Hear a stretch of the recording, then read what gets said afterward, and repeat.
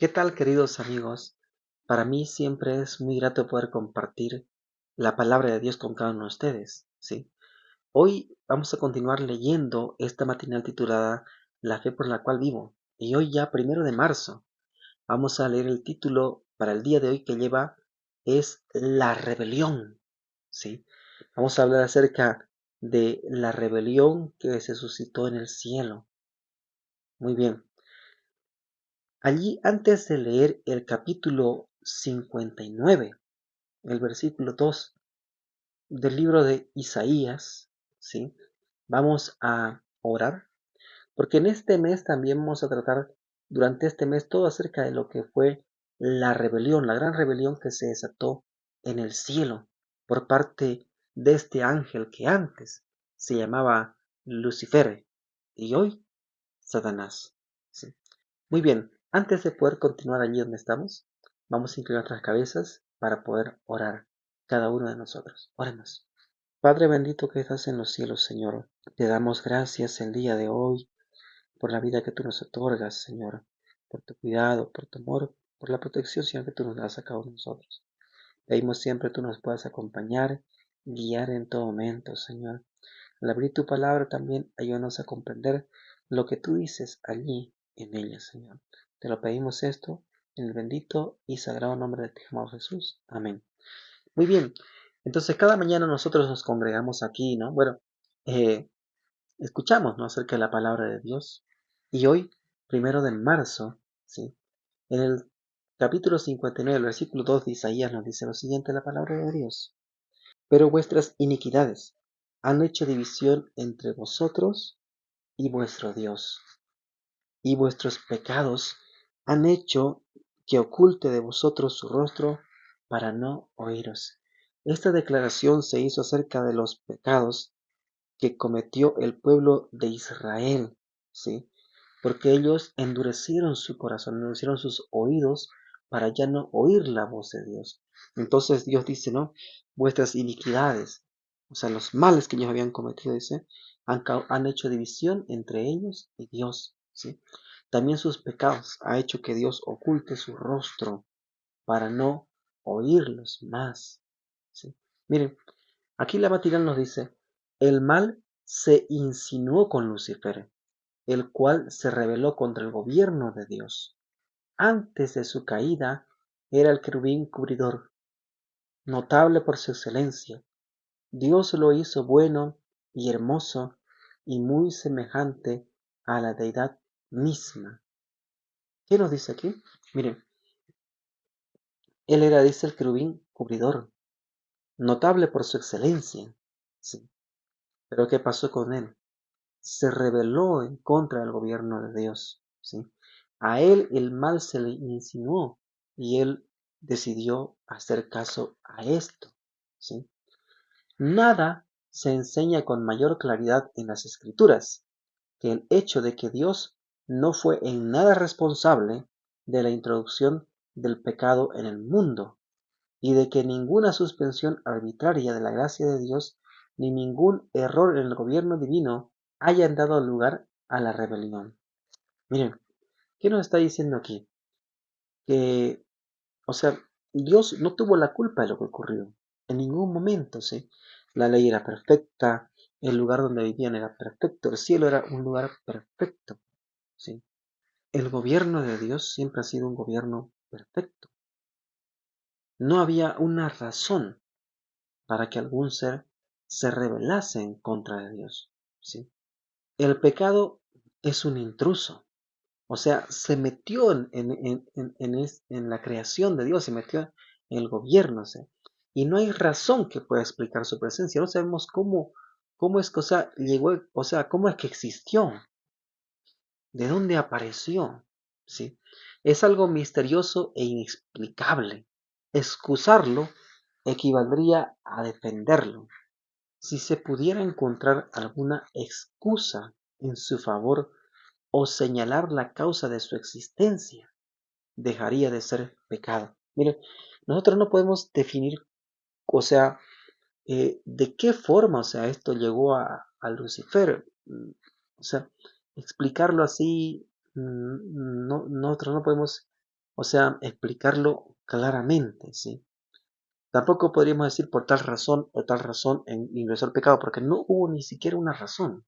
No hubo, o sea, alguna falla en el gobierno de Dios para que Satanás fuese incitado a pecar. Si él pecó fue porque él así lo deseó y no podemos saber más allá de eso, ¿sí? Si nosotros también vamos en la Biblia a buscar tanto el capítulo 14 de Isaías como el capítulo 28 de Ezequiel, son los textos que nos hablan acerca de lo que Satanás, cómo comenzó su rebelión, ¿sí?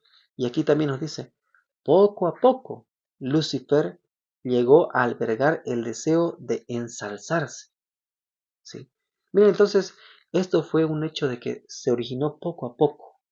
No fue que, o sea, de la noche a la mañana ya él fue malo, ¿verdad? Sino que fue poco a poco, de poco en poco, ¿sí? Satanás, bueno, Lucifer en este caso, en ese momento, ¿sí? Empezó a albergar ese deseo de ensalzarse por encima de todos, aunque toda su gloria procedía de Dios. Este poderoso ángel llegó a considerarla como perteneciente a sí mismo, ¿sí? O sea, él se veía y él decía, oh, esta es mi gloria. Descontento, dice, con el puesto que ocupaba, ¿ya? Aunque tenía el puesto más alto, ¿sí? A pesar de ser el ángel que recibía más honores entre las huestes celestiales, se aventuró a codiciar el homenaje que solo debe darse al Creador. Miren, aunque él tenía un lugar alto, ¿sí? Entre todos los ángeles, ¿ya? Tenía un cargo grande, porque era el querubín protector, ¿sí? El que estaba al lado de Dios también, ya protegiendo allí su gloria, además de otros dones que Dios le otorgó también a este ángel, ¿sí? Entonces, ¿qué pasó? Y se sintió descontento. Allí fue donde fue comenzando su pecado. Si ustedes leen los dos capítulos que les mencioné, tanto de Isaías como de Ezequiel, ¿sí? Allí muestra cómo él poco a poco y también cómo empezó a fraguar su plan para derrocar a Dios, ¿sí? Entonces, miren, él se descontentó, o sea, por eso no hay razón, no hubo ninguna razón real, o sea, que Dios haya hecho algo para que él peque, pero no hubo nada, ¿sí? Dios le dio todo, así como a todos los ángeles le dio todo lo que necesitaban, ¿sí? Y aún así se sintió descontento. Miren, entonces anheló, dice, el homenaje que solamente puede dársele a Dios.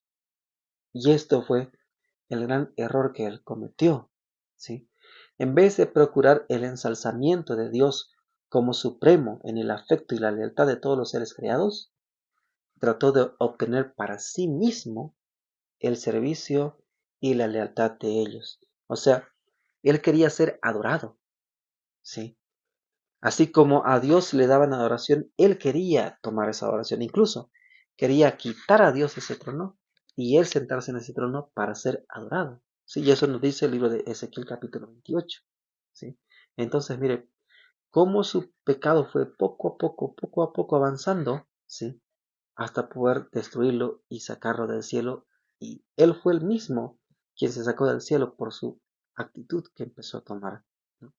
Entonces, ¿qué nos lleva a pensar esto a nosotros? Nosotros tenemos que saber una cosa, el pecado es peligroso y quien lo practica, ¿sí? O quien está albergando deseos pecaminosos, ¿sí? O practicando un pecado oculto, está en peligro. ¿Por qué?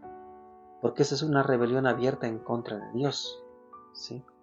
Entonces, pero esta rebelión, miren, no comienza, o sea, de golpe, sino que hemos dado un paso hacia algo, otro paso más y otro paso más. O sea que nos van llevando de un pecado a otro pecado, a otro pecado, a otro pecado. ¿Sí? Así como a Satanás lo llevó poco a poco el mal a pecar. Es por esta razón que nosotros tenemos que tener mucho cuidado con esto. ¿Sí? Ahora, gracias a Dios que envió a su Hijo para poder redimirnos y mostrarnos el camino de salvación, nosotros hoy podemos vencer este mal. ¿Sí? No nos sintamos descontentos por lo que Dios nos ha dado, ¿sí? No nos sintamos merecedores de una gloria que no merecemos realmente. Tengamos cuidado con caminar un camino de rebelión en contra de Dios, pues nos pondremos en el mismo lugar que Satanás tomó un día. Y hoy Él ya no tiene más salvación, porque Él no quiere cambiar de camino. Entonces, hoy nosotros no caminemos ese camino de perdición, porque tal vez llegará ese momento también en el cual ya no querremos cambiar más de ese destino que hemos elegido y terminaremos pereciendo para siempre. Cambiemos de actitud, volvamos a Dios. Que Dios te bendiga y te guarde.